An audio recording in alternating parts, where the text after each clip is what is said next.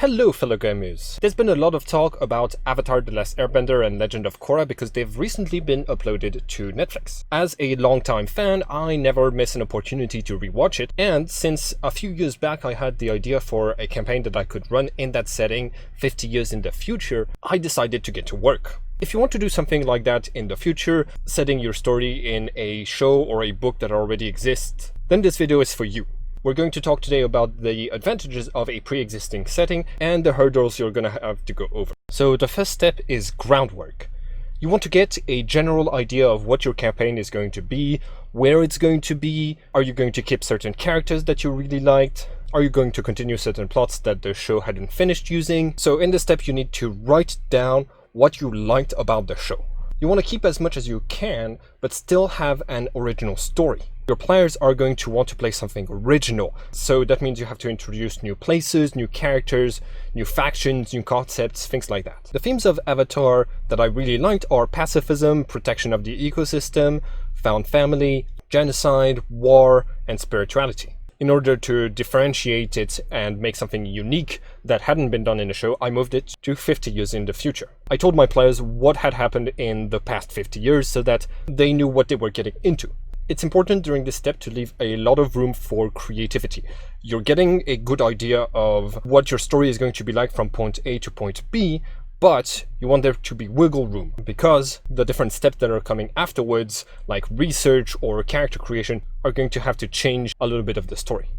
Also, be on the lookout for things you don't like in the original material so that you can avoid repeating the same mistakes that the show creators made. For me, that meant the episode The Great Divide that has Aang lying really out of character and a lot of what happens in Korra. The women in the show are constantly getting kidnapped to further the plot much more often than men. And for a show about a strong woman, Korra is constantly getting beaten down by her enemies and by the plot. I really didn't want to treat the characters of a minority like this in my own story. So once I was noticing that Legend of Korra was doing it, I resolved to not do that. Hang in there, kid. She's not looking good. Also, the power creep is all over the place. Korra keeps getting stronger and weaker, and the villains are all terrible parodies of misunderstood real-world politics. The show makes all of those parodies that Korra is fighting look equally as bad. Season 1 is the communists, but it's not really communism because the bad guy is manipulating the faction from inside of the shadows. So the show portrays that this ideology can only really be a ladder to power for money-hungry individuals. Season 3 has anarchist villains, but the show creators never read any anarchist philosophy. Anarchy doesn't mean chaos, but Zahir keeps talking about chaos. It's really upsetting. And season 4 has a fascist, concentration camps, but out of all of the 4 villains, she gets the lightest punishment because she gets house arrest in the palace that she grew up in. So Korra is very much liberal capitalist propaganda, and I decided to change that.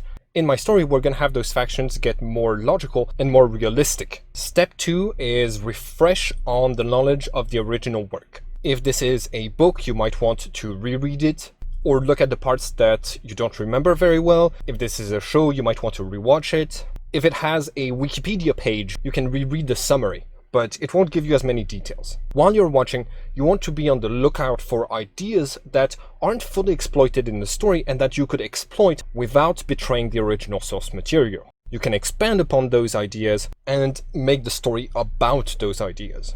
So when I was rewatching Avatar: The Last Airbender, I noticed the creeping crystals that I had totally forgotten about. Those are the crystals that King Bumi uses to imprison Katara and Sokka in season 1. So I had this idea that since you can earthbend them, they could be used as a weapon. And later on, when I read the Korra comics that expanded on the story, I saw that there was a gang in Republic City that was called the Creeping Crystals and that were using Creeping Crystals as weapons. So I knew I was in the right mindset because I was having similar ideas to what the writers of the comics had.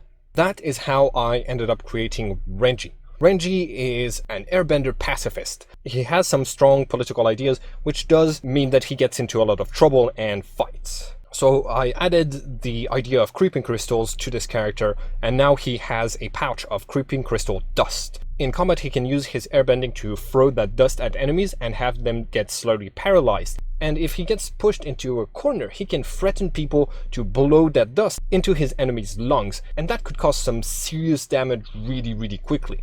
This refreshing is a key part of the campaign preparation. In fact, this is the moment where I came up with the main plot twist for my own story. I was rewatching Korra and I noticed something that really didn't add up and that would have huge consequences later down the line in 50 years. A good way to get all of those ideas out is to imagine that you are a smart and ruthless character trying to get rich inside of the setting. And you come across all of the information that's explored in the lore. How do you react to it? How do you use those ideas and those concepts in order to get rich?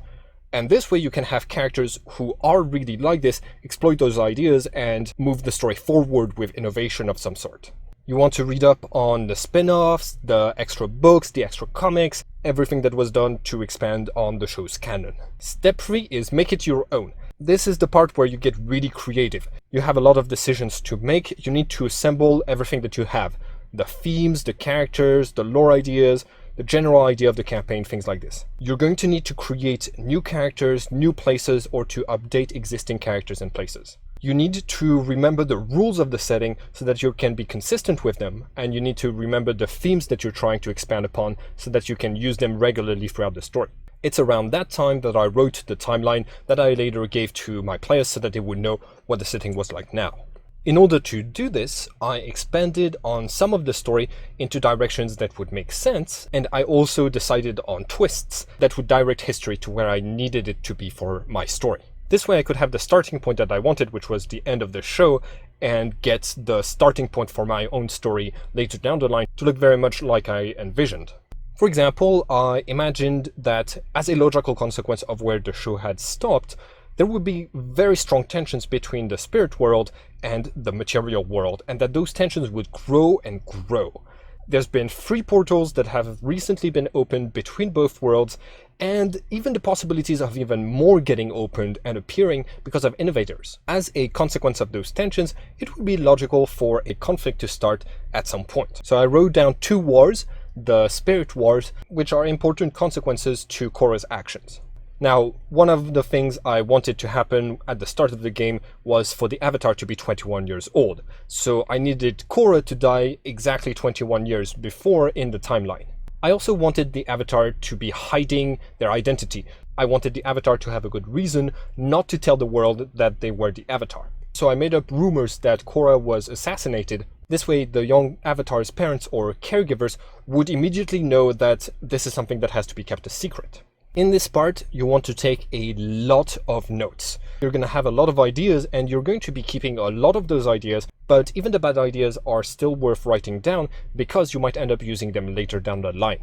Usually around this time, I talk to fans of the original content so that I can have a discussion on what is realistic and what is fun, what they liked about the show and what they would like in a continuation story. I get a lot of feedback about stuff that I might have forgotten, like essential rules of the setting and things like that. For my own story, I wanted the Avatar to not be able to waterbend at all. Now, my first thought was that chi blocking could have been used on Korra in order to completely block one of the types of bending that she had access to.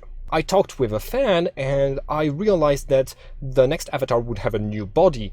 They would have new chi points, and so it wouldn't make sense for the next Avatar to not be able to waterbend. So in order to avoid having this plot hole that would probably bother my players, I had to get an idea that would work. Throughout this process, you also want to be aware of the things that you really didn't like about the original content. By keeping those in mind, you're avoiding making the same mistakes. For example, Korra did a lot of queer baiting without actually having any representation for queer characters. So when I remembered this, I decided that I would include queer NPCs into the story and people of minorities. Part 4 is research. Images, monster stats, and scientific realism. You have a lot of ideas now, and they need a little bit of research. You're going to want things to make sense in your universe. So for example, I had to do a little bit of research because technology progressed a lot in 50 years, and so that meant I had to think about how that would react with bending. How would bending affect technology? Would there be any differences with the cell phones, laptops, planes, and 4G internet? This is how I came up with the idea to have gliders evolve. I looked up someone who was using a real glider that was powered by a jet. This person is called Jetman. And I looked into a lot of stuff like how long those things could last in the air, how much fuel they use, what sorts of gadgets can be attached and taken with you, what are the disadvantages of this mode of transportation. You don't need to research every single thing, but having a general idea of how everything works means that you're going to be able to improvise the aspects that you don't know for sure. You also want to look up images for monsters, characters, and places. If you know what game system you're going to use, you can look at the stats of the monsters and you can pair those with the creatures of the show. Part 5. Allow the players to expand your setting with their backstories. So this part is crucial because you want your players to feel like the player characters are integral parts of the setting and the story. You want to allow your players to write NPCs, places, and events that are then going to be added to the canon of the story. You can then reuse those places, reuse those people, and that's why you need this step, which calls for a little bit of flexibility. If you follow the previous steps of prep, then you should be able to find a place in the story where you can insert those ideas. In my Avatar game, one of the players is playing the member of a street gang. I hadn't written anything on what crime was like in Ba Sing Se, so I used everything that the player gave me and I expanded on those ideas. So Longfang is part of a gang who are mostly spirits. Because of the connection between the two worlds, they've come into this world and they've become powerful criminals by possessing and killing the competition. And I immediately found a way that I could use them in a plot. I imagine it's very likely that somebody is going to want the Avatar dead at some point, and that gang could get the job, especially if he's telling them information about the Avatar from the inside. Ideally, you want to create at least one character for each player's backstory. And when those NPCs interact with your player characters, they're going to help expand on the backstory ideas by the way they speak, by the way they interact. It's important in this step for your players to know how the setting is different. Tell them everything that is commonly known, everything that differentiates your campaign from the show. For me, that meant letting them know what the level of technology was, so that they would not be disoriented by 50 years of time skip. If you want your players to be a big part of the creation of the setting, you can use the immersion system that I talked about on this channel before. This system will have your players help you out with their own ideas that they can add to the setting and get rewards in-game in exchange. Click on the top right corner if you want to have a look at that. Part 6. Choose a game system that works with your story. Unfortunately, not every single show has a partnership with a tabletop role-playing game company, and so there are very few shows that have tabletop role-playing games. If you're lucky, you'll be playing something like Doctor Who or My Little Pony that have role-playing games of their own. Those role-playing games have mechanics that really fit in with the mood of the story, with the setting, with everything. If you're not lucky, you're gonna have to pick a game that you know and adapt it. Look through all of the games that you know well enough that you could adapt them. You need to be comfortable tweaking the rules. Choose something where the mechanics and the mood are going to fit best with your story. You should consider games based on the genres and the stories that they can tell. So, for example, don't select a medieval fantasy game for a sci-fi story. You also want to have a look at the mood produced by the mechanics. If you're going for a story of modern horror monsters like vampires, like Twilight, you don't want to use Call of Cthulhu because this is Eldritch horror. Call of Cthulhu has an insanity meter which really doesn't work with Twilight. You also want a game where you can just take the antagonist stats and use them for your own monsters, your own villains. For example, I selected D&D and I used veterans and fire elementals for my soldiers and my firebenders.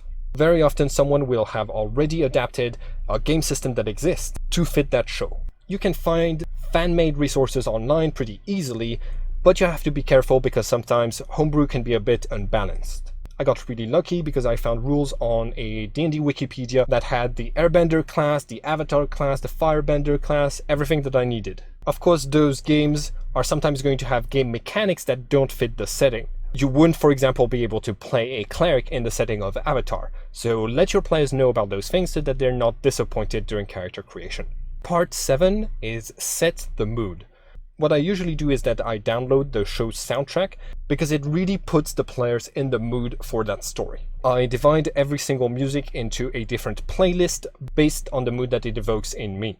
So usually I'll have a playlist for combat, I'll have one for stealth and mysterious, I'll have one for happy, calm, sad, evil and scary.